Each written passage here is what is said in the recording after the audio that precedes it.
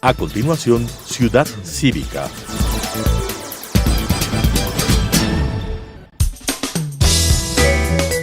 Clasificación B, bajo supervisión de un adulto.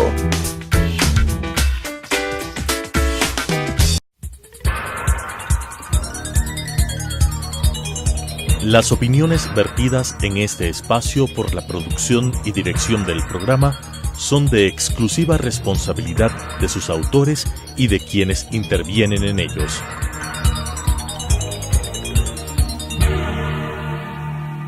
Telesucesos Canal 29 UHF presenta Ciudad Cívica, porque todos somos ciudadanos. Javier Buendía.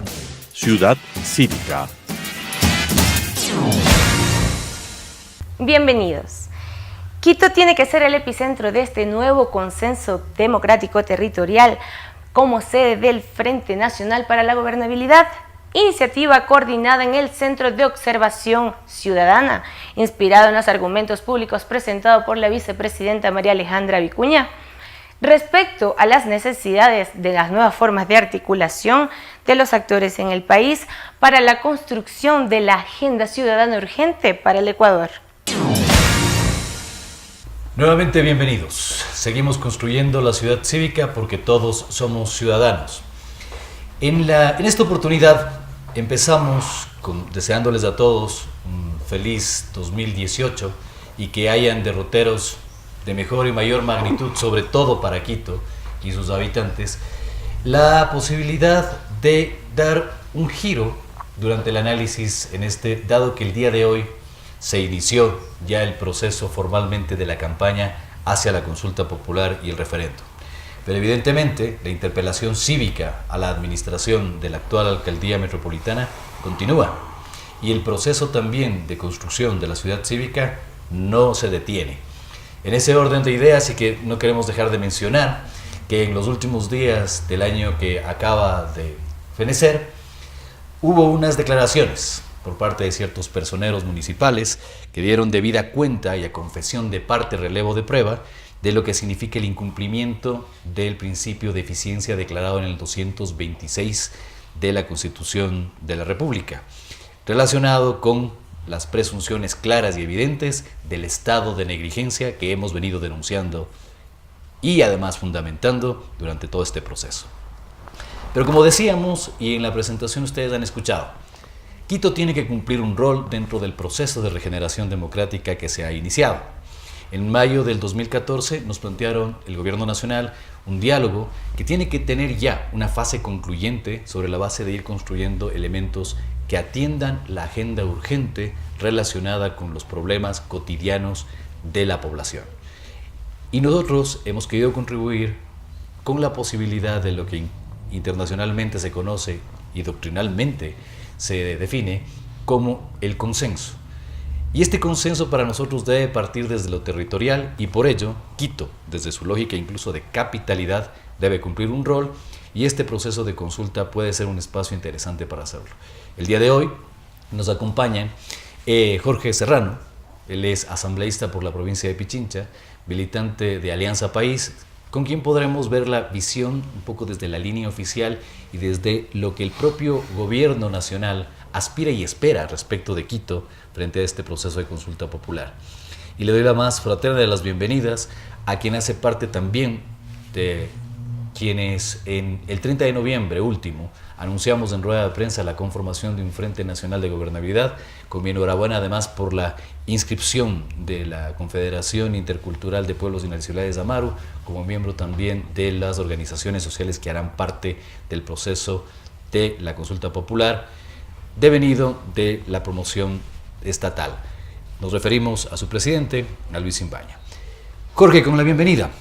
Esta primera inquietud, desde la posibilidad concreta de que en el Ecuador podamos ir ya materializando este espacio de regeneración democrática planteada desde el mes de mayo por el presidente y el gobierno nacional, el espacio de la consulta popular podría ser el escenario, valga la redundancia, ideal para que una nueva articulación de actores una nueva generación de formas de definición de la política pública, tal como lo ha planteado la vicepresidenta encargada María Alejandra Vicuña. Bienvenido. Muchísimas gracias, Javier. Gracias por la invitación. Es un gusto compartir el escenario con Luis, también un compañero de quien le conocemos por mucho tiempo y estamos seguros que representa adecuadamente los intereses de las organizaciones sociales a las que encabeza.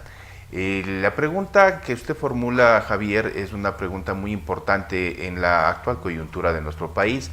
En efecto, desde el gobierno nacional, desde la campaña electoral iniciada en este año, se ha planteado el diálogo como una de las mayores herramientas que nosotros podemos utilizar como país y como construcción democrática para fortalecer la gobernabilidad de nuestro país.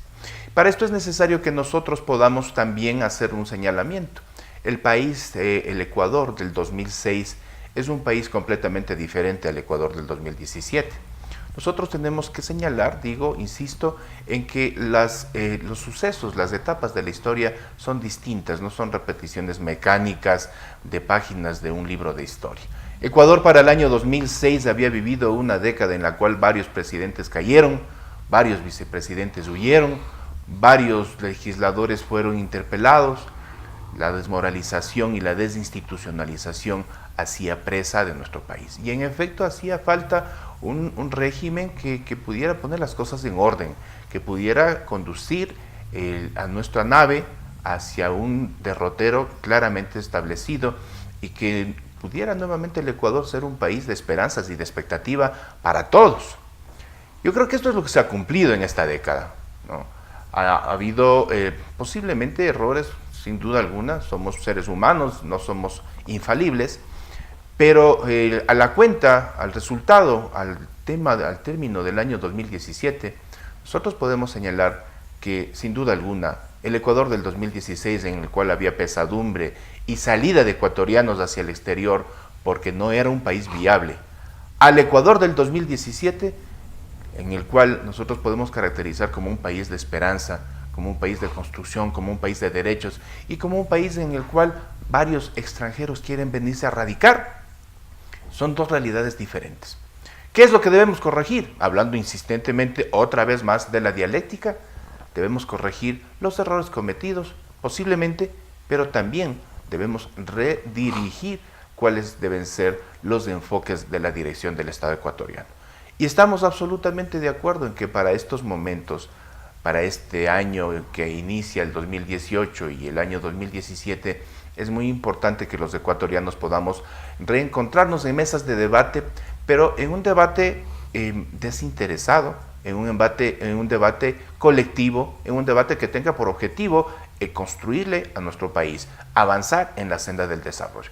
Sin duda ha habido varias organizaciones que no han estado completamente definidas e invitadas en los procesos de estos últimos 10 años. Es muy importante para nosotros que podamos incorporar a elementos importantísimos de la política nacional, como por ejemplo el Frente Unitario de Trabajadores, organizaciones sociales y organizaciones políticas que por distintas circunstancias no estuvieron presentes como actores y como fundamentos de estos cambios que se han dado en nuestro país.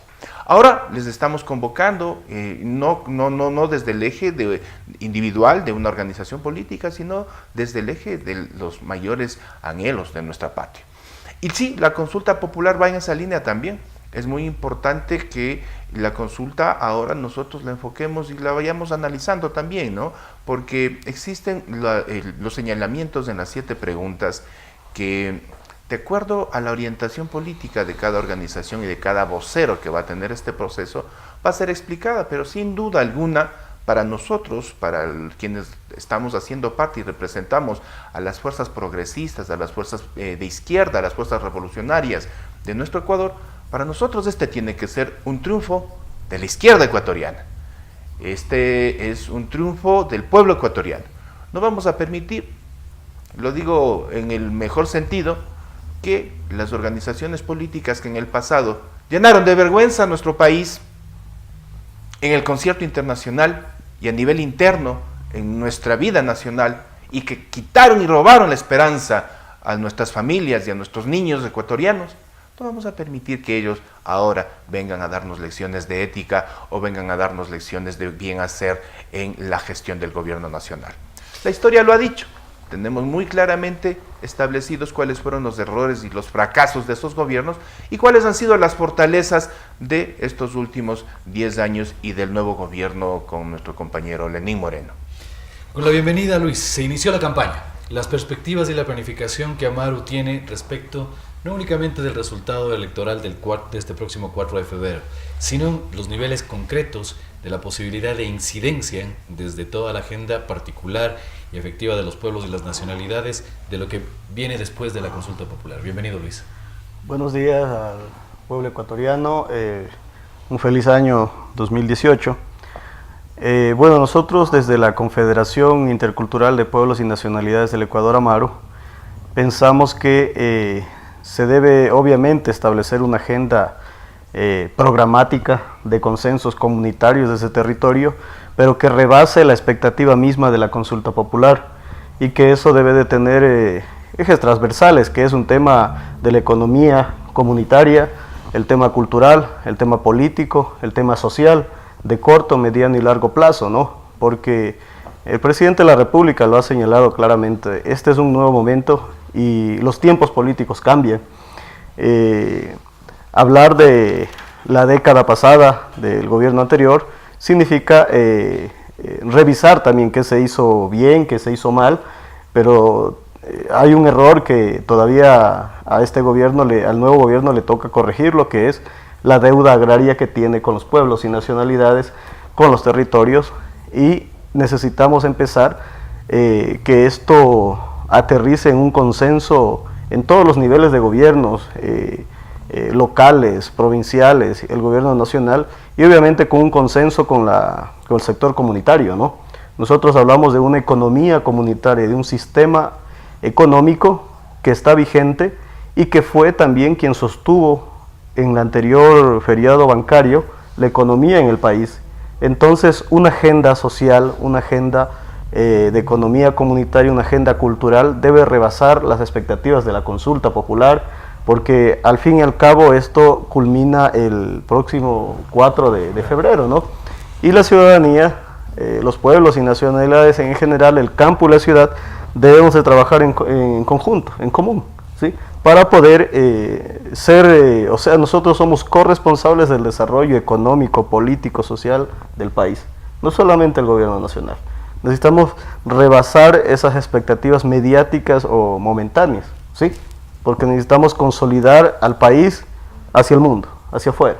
Y las organizaciones estamos allí para arrimar el hombro, más allá de los errores cometidos o no cometidos. Necesitamos nosotros construir en este momento una democracia, un cogobierno participativo de consensos, que no significa cuotas de poder en el gobierno central, pero que sí significa que se trate a la ciudadanía y esos consensos en igualdad de condiciones de inyección de capitales a la economía comunitaria, a esos territorios olvidados, que es donde se genera empleo diariamente, donde debe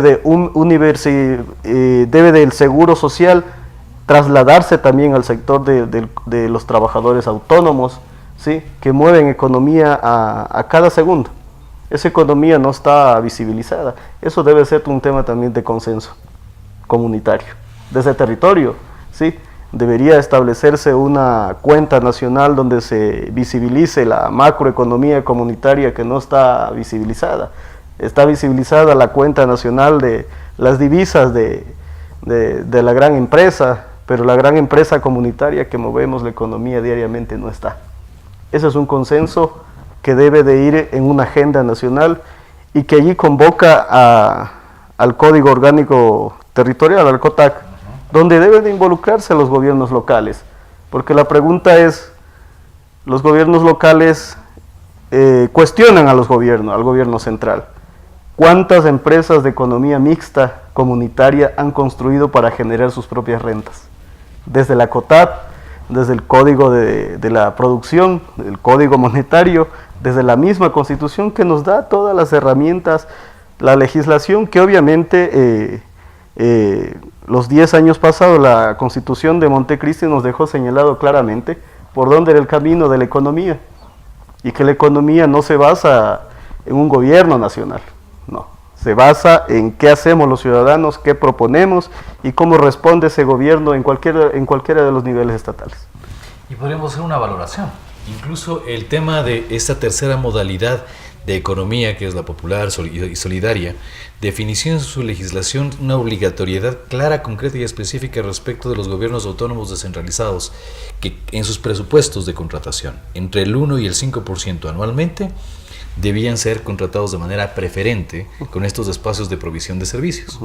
En el caso concreto del Distrito Metropolitano de Quito y su municipio, hay niveles de incumplimiento durante los últimos 3 años. Pero me parece fundamental el hecho de que efectivamente hay una coincidencia en el criterio de que la consulta popular es un puente de articulación que nos debe mirar exactamente ya el Ecuador del 5 de febrero, Jorge, sobre todo mencionando que efectivamente, más allá de la toma de cuentas que haya que hacer y la rendición de cuentas ante los órganos de la Administración de Justicia, tenemos problemas concretos. Y esos problemas concretos relacionados con, por supuesto, ya parametrizar y establecer con toda claridad cuáles deben ser las políticas públicas de transparencia, acceso a información y demás, son sumamente importantes. Y en eso nosotros contribuiremos en esa agenda que ha planteado con toda certidumbre Luis. Pero el tema de la deserción laboral alcanza ya niveles del 70% entre subempleo y desempleo. Y esta tiene, como bien señala Luis, niveles de mayor dramaticidad en los territorios. Los gobiernos autónomos descentralizados, y Quito en particular, si es que tuviera gobierno, deberían tener ya un rol que deberían ser asumidos desde el día de hoy, que se ha iniciado este proceso de debate alrededor de una campaña que definirá una consulta popular y de referéndum. Bueno, deberían haber sido asumidas hace 3 años. Para nosotros, para los quiteños, sería motivo de gran alegría poder decir que tenemos un alcalde brillante, sea de la organización política que sea. Y hago este antecedente porque es necesario puntualizar que los criterios de evaluación de la gestión del alcalde de Quito, del alcalde Rodas, por todos está ya reconocida como una evaluación negativa. Es muy triste para los quiteños tener que decirlo, pero la situación de calles, la situación de obra pública en general, nos deja un sabor amargo en nuestro estado interno, en la necesidad de tener un hábitat adecuado para vivir y para desarrollarnos. No podemos decir más allá de la construcción del metro, que es una obra de la administración municipal anterior, y penosamente no hemos logrado ver más allá de el acompañamiento del alcalde y unos cuantos técnicos a arreglar parques y jardines. Lo digo con la mayor seriedad del caso, insistiendo en que para los quiteños sería una alegría poder decir que tenemos un alcalde brillante que le impulsa a la ciudad. No tenemos un plan estratégico de ciudad. Los quiteños hemos perdido la brújula. Si nos ponemos a conversar en el día a día, vamos a decirnos con claridad para dónde camina Quito. Recuerdo hace 3 años, 4 años, se discutía si Quito iba a ser la ciudad de las convenciones, y se discutía si es que el anterior inmueble que ocupaba el Centro de Rehabilitación Social de Varones número 2, la cárcel de la calle Ambato, y frente a este inmueble, el hospicio, si es que deberían convertirse en un gran centro de convenciones. Lo propio con el Hospital Eugenio Espejo.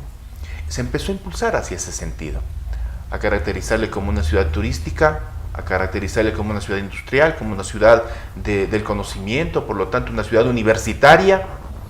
Había esa discusión, pero ahora tenemos 3 años de ausencia de esa discusión y en realidad no tenemos una orientación, no tenemos un mapa que nos diga Quito en el año 2030 se va a convertir en la mega metrópoli de Latinoamérica, o lo que se llegaría a definir como su horizonte estratégico.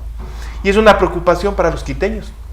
Nosotros estamos iniciando un año en el que, entre otros retos, vamos a tener que abordar también el tema de la alcaldía, de los concejales, el modelo de gestión, como bien lo señala Javier, que es muy importante. Y la participación ciudadana es uno de los elementos también centrales en esta coyuntura actual. Tanto por el impulso de la economía tiene que orientarse hacia la economía popular y solidaria, porque es la manera más idónea para diversificar la producción, para garantizar niveles de empleo pleno, para garantizar además las condiciones necesarias para el desarrollo de la vida humana.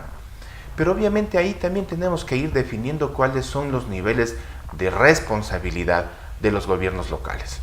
En el caso, como lo plantea Javier usted, en el caso del municipio, nosotros no vemos que exista una política o proyectos siquiera que impulsen la construcción de emprendimientos para la economía popular y solidaria. Y cuando decimos de emprendimientos, no estamos hablando, mis queridos amigos conciudadanos, en el sentido de dar y dictar un curso de corte, confección, de belleza, de cosmetología, muy respetables y muy importantes actividades de nuestra ciudad y de nuestro país, lo digo con todo respeto, pero estamos hablando del establecimiento de unidades productivas a gran escala que podrían y deberían inclusive orientarse hacia la exportación.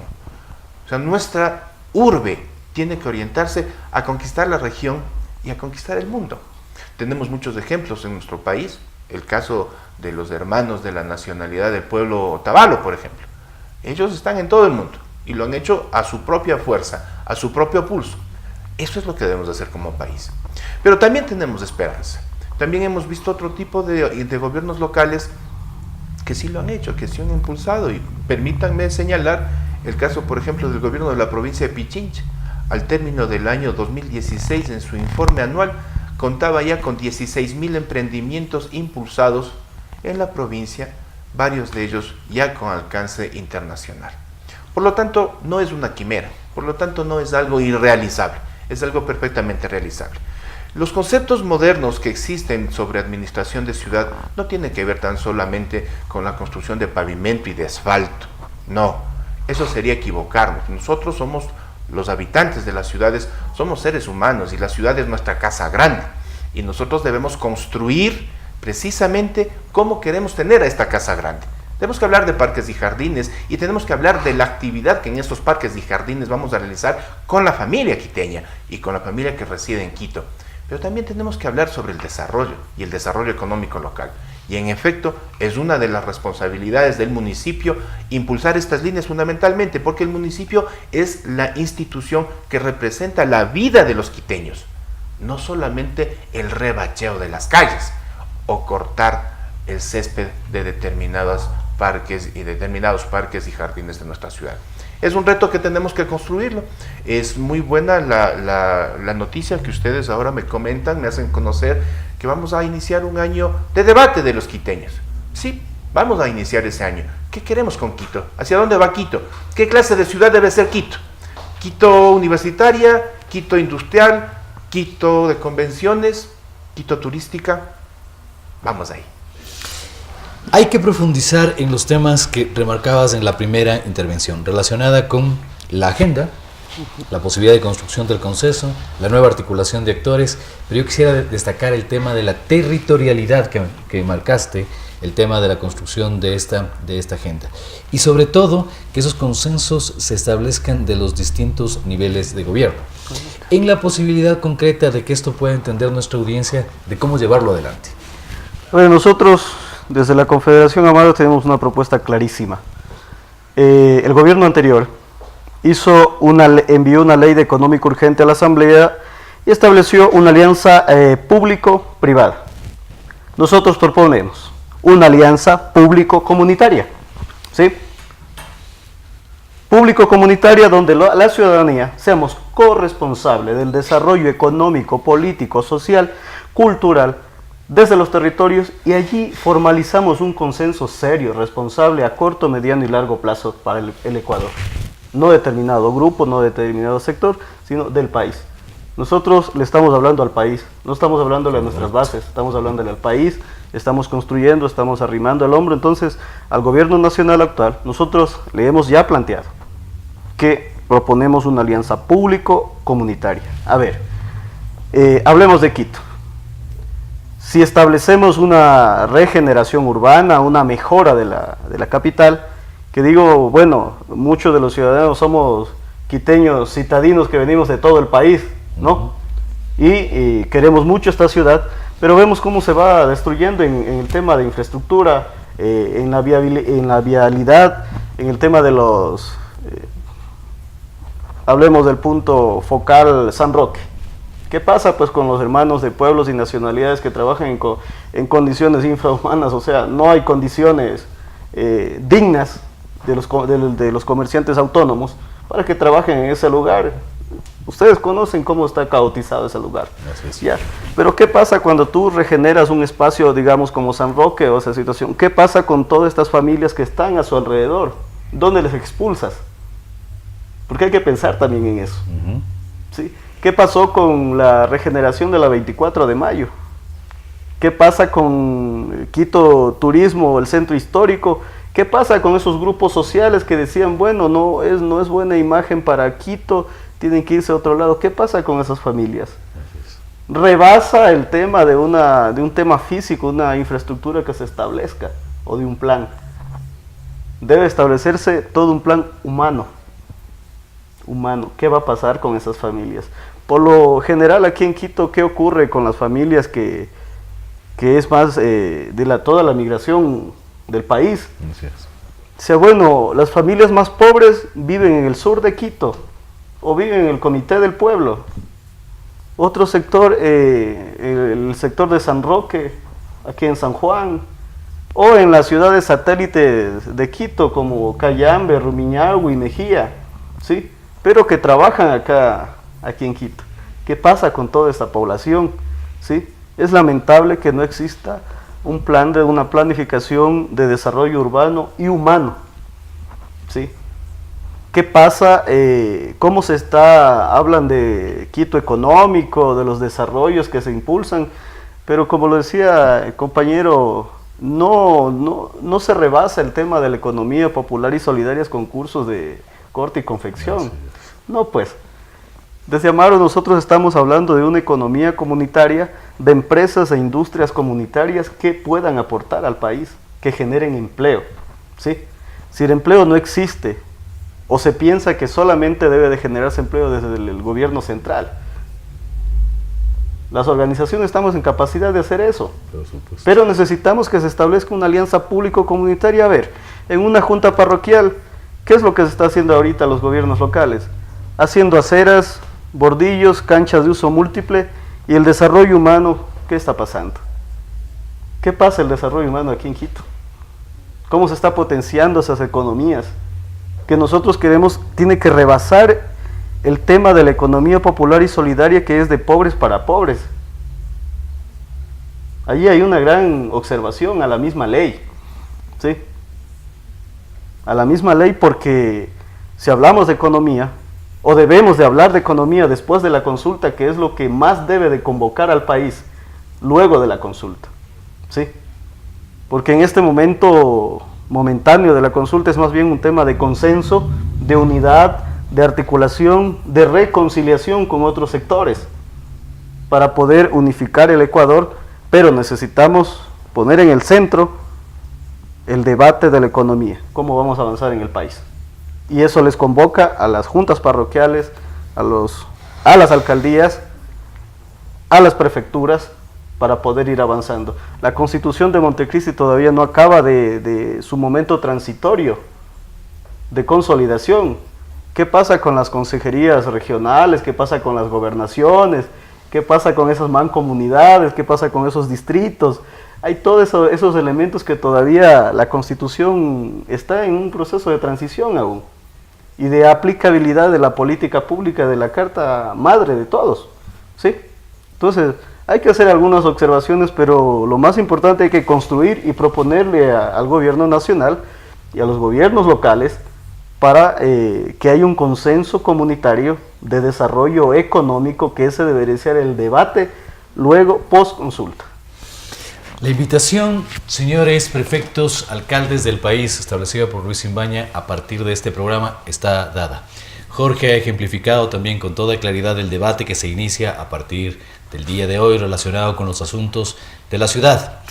El 27 de enero, estos y otros contenidos serán presentados en el Encuentro Ciudadano por la Democracia y la Dignidad de Quito, en la Federación de Ligas Barriales a las 3 de la tarde, en donde el Frente Nacional de Gobernabilidad y todas sus organizaciones, entre ellas el Alianza País, Democracia Sí, el colectivo Proponle, el Frente Somos Ecuador, entre otros, y todas aquellas organizaciones que, manteniendo su espacio de autonomía e independencia, quieran generar esta agenda que se ha propuesto con toda claridad. Hoy hemos escuchado elementos tan importantes relacionados con el tema de la economía comunitaria, la posibilidad de concreción de una discusión concreta, efectiva y relevante respecto de la ciudad, ese modelo de integralidad que hace además todo señalamiento de la ausencia de un modelo de gestión que, como bien Jorge señaló aquí, no existió desde el primer día en la actual administración municipal. Aquí vamos a estar todas las semanas construyendo la ciudad cívica, porque todos somos ciudadanos. Las opiniones vertidas en este espacio por la producción y dirección del programa son de exclusiva responsabilidad de sus autores y de quienes intervienen en ellos.